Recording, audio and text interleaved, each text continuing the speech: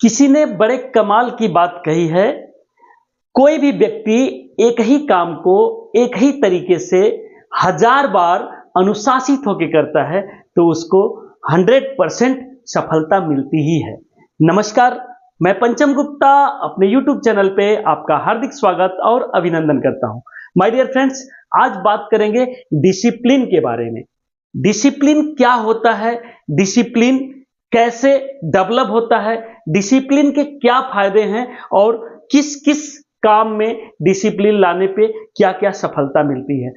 ये video businessman के लिए है, LIC एजेंट के लिए है, इंश्योरेंस के सभी फील्ड के लोगों के लिए है, साथ ही साथ सेल्स के लोगों के लिए जबरदस्त फायदेमंद है। वीडियो को आखिरी तक देखिएगा, वीडियो को लाइक कर दीजिएगा, चैनल को सब्सक्राइब कर दीजिएगा और अपने साथियों में शेयर भी करिएगा। आइए टॉपिक पे चलते हैं। पहला टॉपिक है डिसिप्लिन क्या होता है। डिसिप्लिन का मतलब होता है अनुशासन, यानी किसी भी काम को आप सही तरीके से, सही समय से और सही कायदे कानून से करेंगे तो उसमें आपको सफलता मिलती है। यानी कि जो तरीका है, जो नियम है, जो कानून है, उसके अनुसार करिए, समय से करिए, बगैर किसी लापरवाही के करिए तो उसमें आपको फायदे होंगे। अनुशासन का मतलब होता है सही तरीके से सही काम को सही समय से संपादित करना।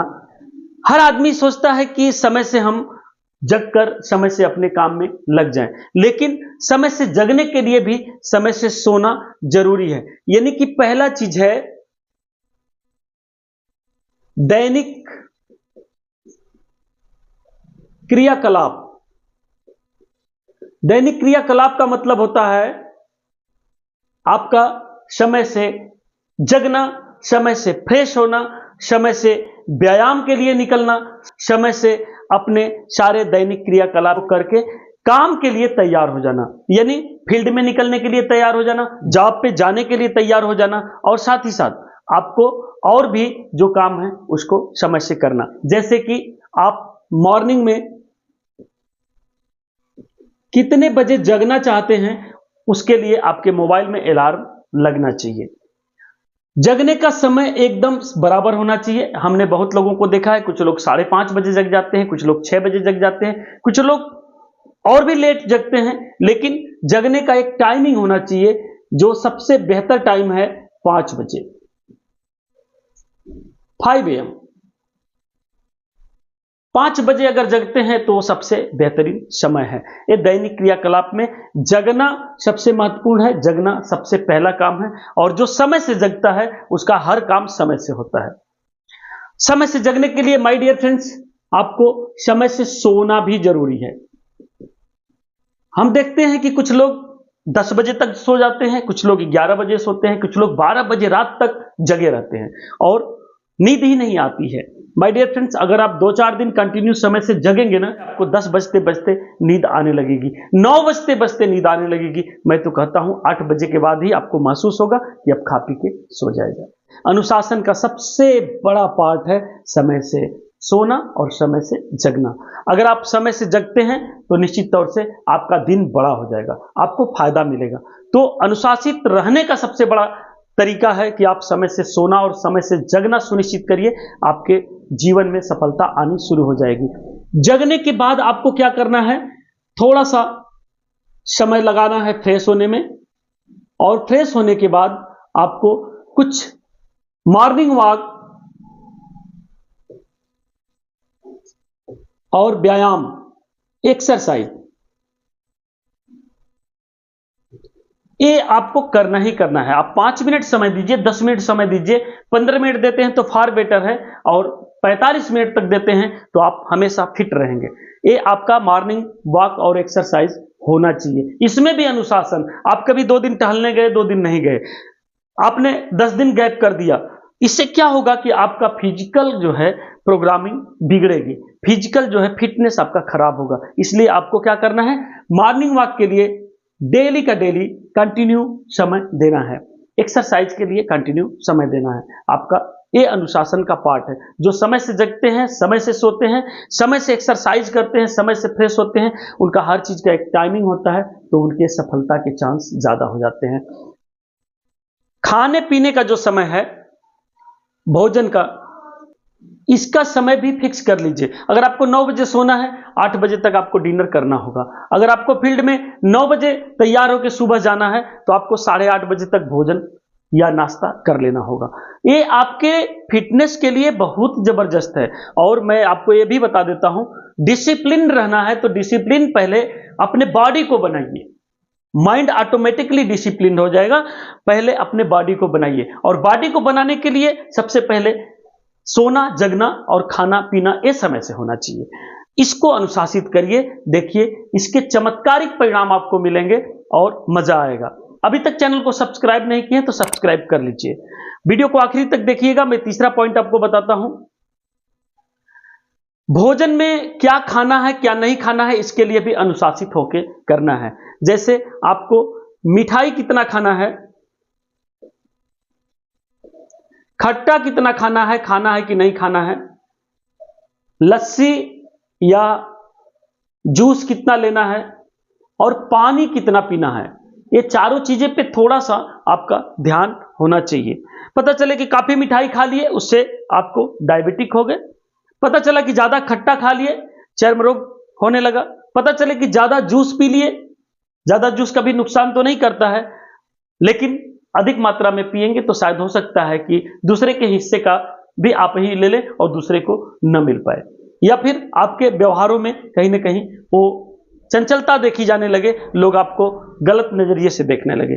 पानी अगर कम पीते हैं तो भी नुकसानदायक है, अगर बहुत ज्यादा पीते हैं तो भी शायद हो सकता है कि नुकसान करे, क्योंकि अति किसी चीज की अच्छी नहीं होती है। तो इसको आपको समय से लेना है। दिन भर में कम से कम 5 से 7 लीटर पानी आपको पीना चाहिए। 5 से 1 लीटर कम रहेगा चलेगा, लेकिन ज्यादा कम रहेगा नहीं चलेगा। लस्सी, जूस कम से कम 1-2 गिलास तो आपको लेना ही चाहिए। खट्टा बचा दें तो फायदेमंद रहेगा। मिठाई लिमिट में रहे तो शायद आपका लाइफ स्टाइल बहुत अच्छा रहेगा। तीसरी चीज मैं बताऊंगा, अपने बिजनेस में क्या आप अनुशासित हो सकते हैं।